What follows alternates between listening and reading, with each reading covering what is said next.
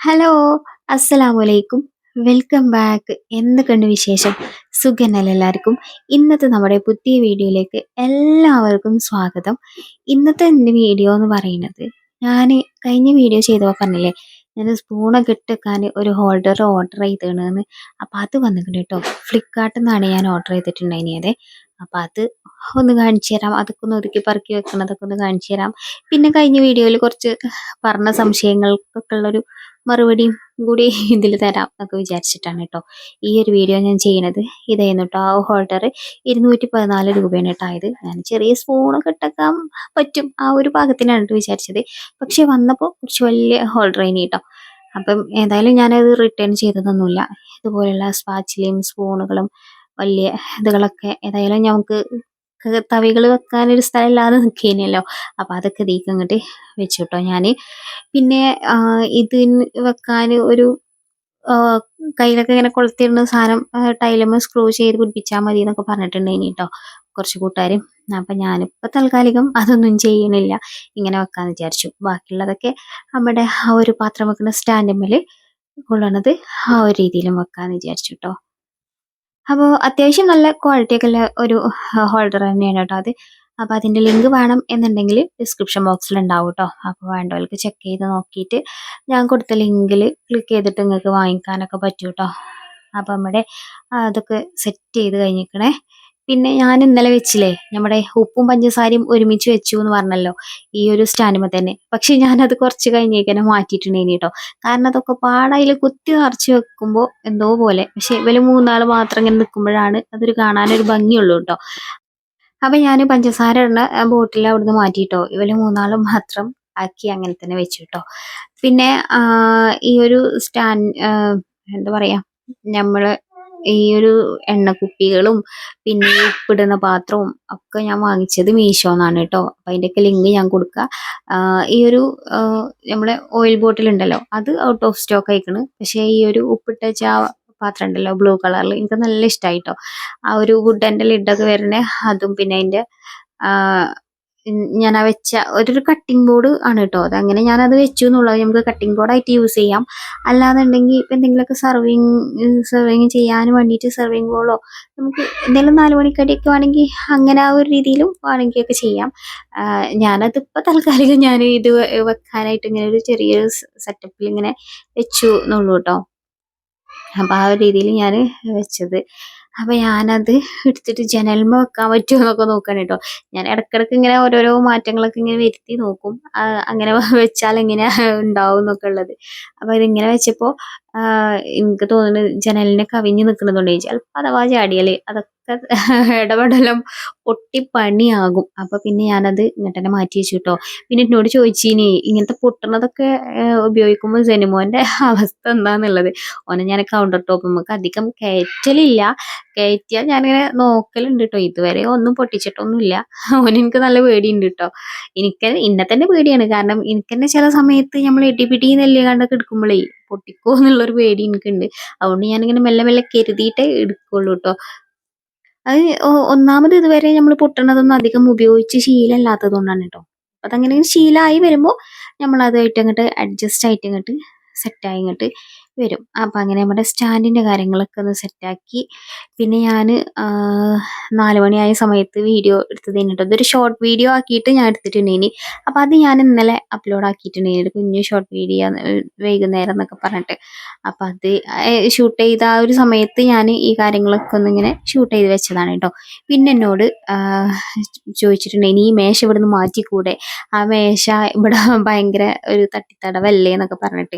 അപ്പോൾ ആ മേശ ഞാനുണ്ടല്ലോ ആവശ്യമാകുമ്പോൾ മാത്രം ഇങ്ങോട്ട് നീക്കിയിടും. നമുക്ക് ഫുഡ് കഴിക്കാനാവുമ്പോൾ അത് കഴിഞ്ഞാൽ ഞാൻ ആ കൗണ്ടർ ടോപ്പിൻ്റെ അടിയിലേക്ക് അങ്ങോട്ട് തള്ളി അങ്ങോട്ട് മാറ്റി വെക്കും കേട്ടോ. ഈ മേശ പ്രത്യേകിച്ച് ഇതിന് കേടൊന്നുമില്ല, ഒഴിവാക്കാൻ മാത്രമുള്ള കാര്യങ്ങളൊന്നുമില്ല. പുറത്തേക്ക് ഇട്ടാൽ മതി, അകത്ത് ബോറാണെന്നൊക്കെ പറഞ്ഞിട്ടുണ്ടെങ്കിൽ കേട്ടോ. പക്ഷെ ഇപ്പം ഇതുകൊണ്ട് നമുക്ക് ഉപകാരമുണ്ട്. അപ്പം അതുകൊണ്ട് ഞാനതിനെ ഒഴിവാക്കാതെ ഇവിടെ വെച്ചിരിക്കുകയാണ് കേട്ടോ. നമുക്കിപ്പം അടുക്കളയിൽ തന്നെ ഇരുന്ന് ഫുഡ് കഴിക്കാനൊക്കെ ഇപ്പം ഇതൊരു പാകത്തെ ഇതാണ് കേട്ടോ. അതിന് 3 സ്റ്റൂള് ഇല്ലേ, ആ സ്റ്റൂളും വെച്ചാൽ നമുക്ക് അടുക്കളയിൽ ഇരുന്ന് തന്നെ ഫുഡ് അടിയൊക്കെ കഴിഞ്ഞോളും. അല്ലെങ്കിൽ പിന്നെ ഹാളിൽ ആ വലിയ മേശമ്മ കൊണ്ടുപോയിച്ച് പിന്നെ മക്കളാവുമ്പോൾ അതൊക്കെ അവിടേക്ക് വെച്ച് ക്ലീൻ ചെയ്യലും ഭയങ്കര ബുദ്ധിമുട്ടായി കാരണം.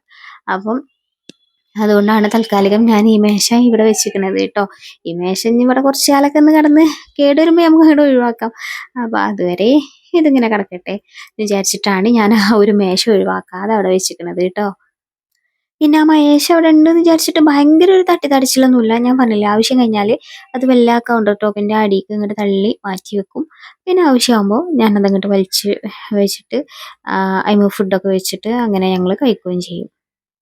പിന്നെ അതേപോലെ തന്നെ കുറച്ച് കൂട്ടുകാരൊക്കെ ചോദിച്ചിട്ടുണ്ട്, ഇനി ഈ സ്റ്റാൻഡ് വലിയത് വാങ്ങിക്കൂടേനോ, ചെറുത് വാങ്ങിയതുകൊണ്ട് തന്നെ അല്ലേ ഇങ്ങനെ എല്ലാ സാധനങ്ങളും ഇതിന്മേൽ വെക്കാൻ പറ്റാതെ ആയത്, വലിയത് വാങ്ങിക്കൂടേനോ, പിന്നെ അതേപോലെ തന്നെ ഇത് ചുമരുമ്പോൾ സ്ക്രൂ ചെയ്ത് വെച്ചൂടെ എന്നൊക്കെ ചോദിച്ചിട്ടുണ്ടായിനി കേട്ടോ.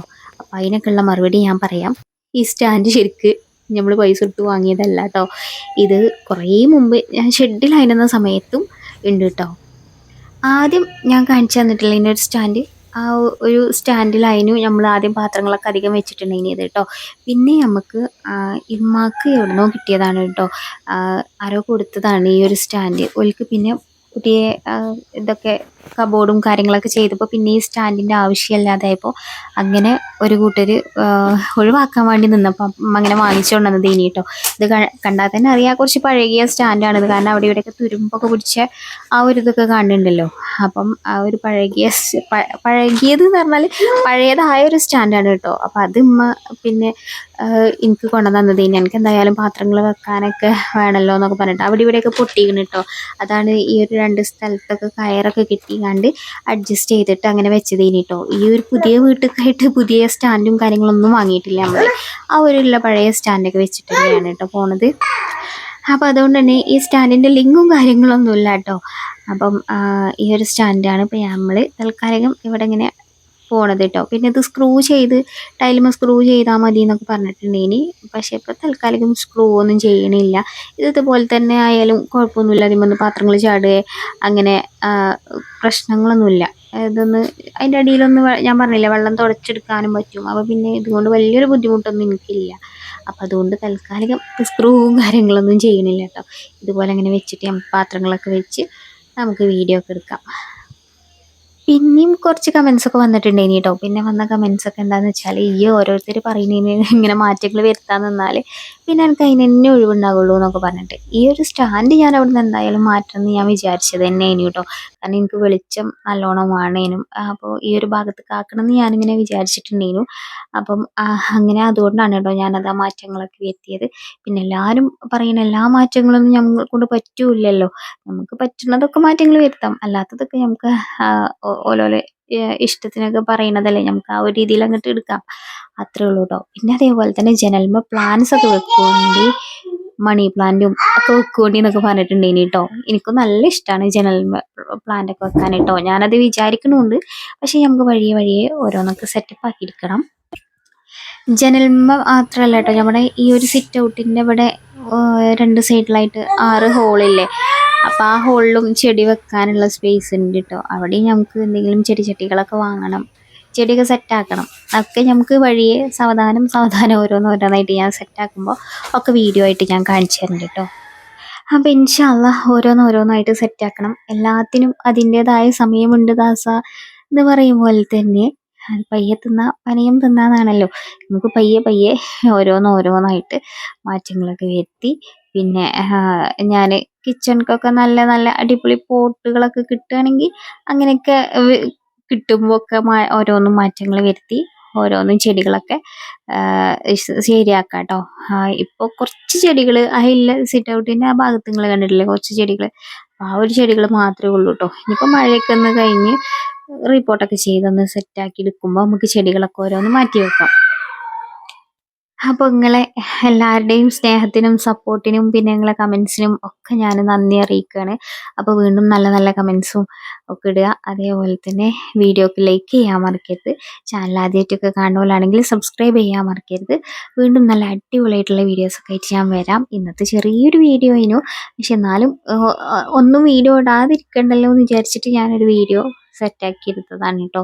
അപ്പം വീണ്ടും നല്ല വീഡിയോ ആയിട്ട് വരണ്ടേ. എല്ലാവരും കാത്തിരിക്കുമെന്ന പ്രതീക്ഷയിൽ വീണ്ടും കാണാം. അസ്സലാമു അലൈക്കും, ബൈ ബൈ.